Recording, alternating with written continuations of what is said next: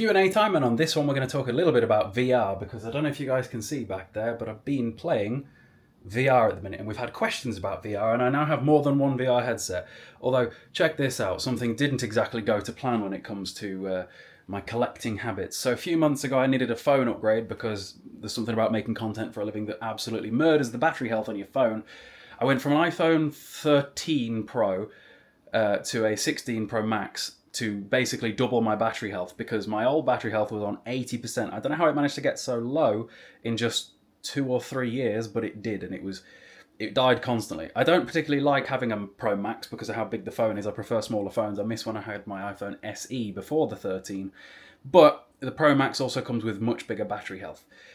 From an 80% Pro 13 to a Pro Max 16 was like a 70% upgrade. Anyway, I then traded in that old phone to get this, the PlayStation VR 2. Now, granted, those are quite expensive and there really isn't too many games to be playing on them. But I already did have a different VR headset, which is currently down here on the floor, if my camera decides to switch around. We have this, the Oculus Quest 2, which I'm currently playing through Resident Evil 4 on and filming for my other channel. But we did get this question over here with, when do you think we'll see a price drop on the PSVR 2? Feels way too expensive for casual players. Bro, I completely agree with you. If it wasn't for the fact that I had a phone to trade in towards it that pretty much covered the entire price of the game, of the system, I wouldn't have got it. Because being real with you, there are only two things on that system that I actually care about, and that's Resident Evil 4 Remake VR and Resident Evil 8 VR and any sort of Resident Evil VRs going forward, because Resident Evil 4 VR regular on the Oculus Quest 2 is one of the best gaming experiences that I think I've had in years. Also, if you guys are new here, do be sure to subscribe and all that sort of thing. Loads of you haven't. The problem with VR is the pricing of it. So check this out. The original Sony PSVR, which is apparently not even backwards compatible with PSVR 2, by the way. So Resident Evil 7 has a PlayStation VR version, and apparently I can't play the PlayStation version of that in VR on my PSVR 2. I would have to buy a third VR headset, the old PlayStation VR, if I wanted to do that, which is kind of crazy. There's probably some sort of workaround where I can get a modded version of the PC version up and running on either device, but either way, there isn't just a plug-and-play option with that one. But if we just look at the prices of PSVR 2, the boxed version of it is currently $395. Apparently, I feel like you're supposed to have extra attachments too, because if you look, it's asking for cameras. I think that from new, the PSVR, because obviously we're looking at CEX here, we're looking at second-hand prices. I'm pretty sure that from new, the PSVR 2 is like £500. Let me go have a look. Alright, so we are currently recording this during Black Friday, so there are some big sales on. Generally, the PSVR is about £500. Right now, it's discounted to like $340, $350. So now would have been a pretty good time for me to get it. In fact, I'd have probably saved a little bit of money, but I still paid less than $400, and I still technically got it for free because I traded in an old phone towards it, a phone that I would never use again anyway. But it's still pretty expensive, given that there are not that many games on there. Somebody asked me, do I think that the VR in general will ever become a mainstream thing, or become something that sort of replaces traditional controller gaming or mouse and keyboard gaming? And the answer to that one is I doubt it. I really doubt it. The only thing that I could potentially see happening is maybe we get to a point where you have a VR headset, but you still have a controller in your hand. I think that no matter how much technology advances, there will always be a market for casual, sit-on-the-sofa gameplay with a controller in your hand. Because there's so many things to factor in when you start talking about VR that's just potentially inconvenient. So first of all, one of them is that a lot of people experience motion sickness and all those sorts of problems when it comes to VR. That's why if you've ever played a VR game, every VR game has got 1,000,001 different things to sort of let you customize your experience based upon your own tolerances to VR stuff. Whether it be snappy head movement, whether it be snappy movement forwards and backwards, whether it be complete free movement, whether it be a vignette on the sides that narrows your field of view when you're walking to try to make you less motion sick. There are loads of different like accessibility options. And then there's just the inconvenience sometimes of, and this is something that I've noticed with the PSVR 2, is customizing the headset specifically to you as a user. The PSVR 2 has got like 3 or 4 different points of customization, which is a good thing because it means that you will be able to find your perfect fit. But I often find that it's a little bit annoying in taking the headset on and off when these things change, or God forbid I wish to show somebody else the headset. Because I've found when I've been playing VR over the years that a lot of the fun is experiencing how other people react to things in VR, or other people experiencing VR for the first time.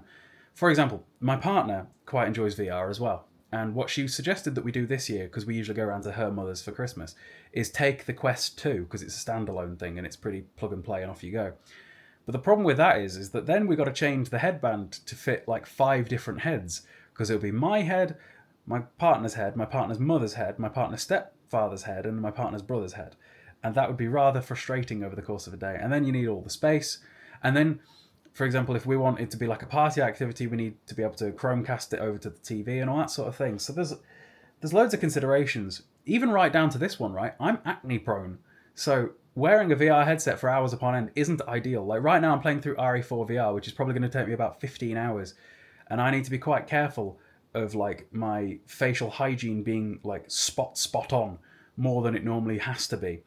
Because yesterday I took that headband off and you should have seen the mark across my forehead, and I was like, I need to go and like alcohol swab my forehead right this very second, or else I'm going to have a problem tomorrow morning. And this is another consideration for headsets, is just the cleanliness of them, because it's a tight seal to your face, and especially if you want it to be sort of a little bit of a party activity like we do at Christmas, well then it's a lot of facial juices being swapped around, and not in a potentially very fun way. Next question. Do you own any games that were released only in Japan or any other regions? I think I've got a few. Let me go stand up and take you over to the consoles. So, okay. When it comes to region releases, I don't have too many. It depends upon franchise or novelty. So, for example, this one here is a Japanese-only game. Like, if you look at the spine, it's in kanji. So, this is the Biohazard Revival Selection, which is the physical PlayStation 3 release of Resident Evil 4. Because I think it's a bit of a meme that I collect as many different Resident Evil 4 versions as I can.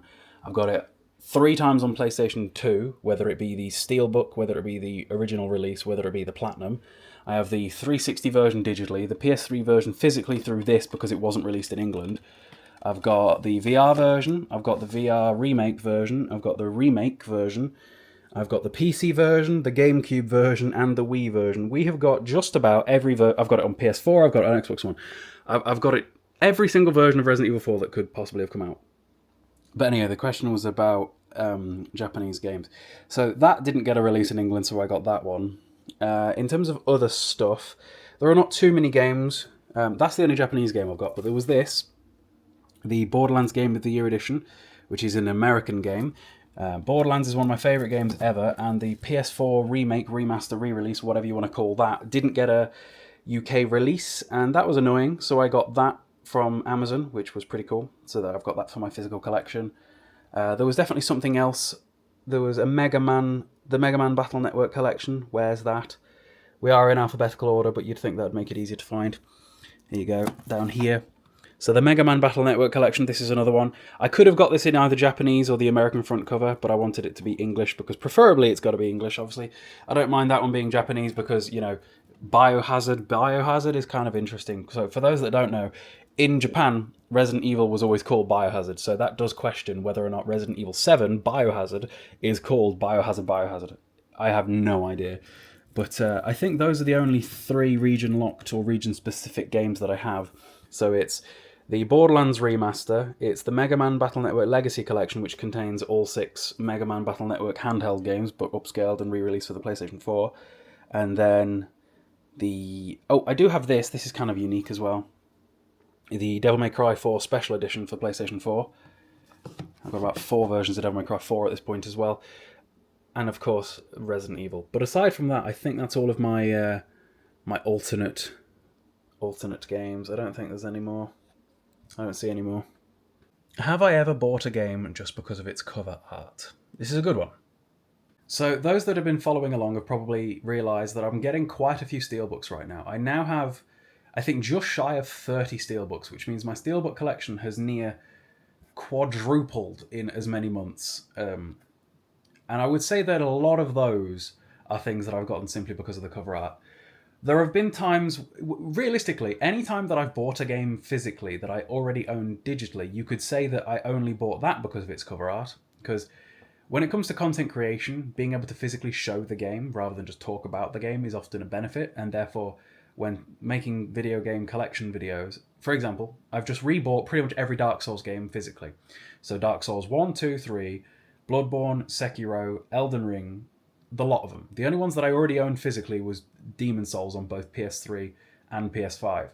But because of, so for example, say somebody asks me anything Dark Souls related, it's better if I can show the game physically and the entire franchise and the collection than it is to me to just talk about them. The video will perform better. So there have been loads of instances like that, or just maybe it's something to scratch in my own itch in my own brain where I want to own them physically, even though I already own them digitally. There's been plenty of times. There's been times where I bought cover arts because games because of their cover art because the version I had was the wrong one. In some instances, for example, I'm still trying to get Dark Souls 1 remastered with the correct front cover because there was a Dark Souls remaster trilogy that released, and a lot of people cracked that open and sold each copy of Dark Souls 1, 2, and 3 separately to CEX for a profit because it was possible to make a profit for a while doing that. But it means that in circulation at CEX there is a load of Dark Souls 1, 2, and 3 on PlayStation 4 with the front cover that belongs to the trilogy collection rather than their original front covers. And in that instance, I specifically tried to get the one that I'm after.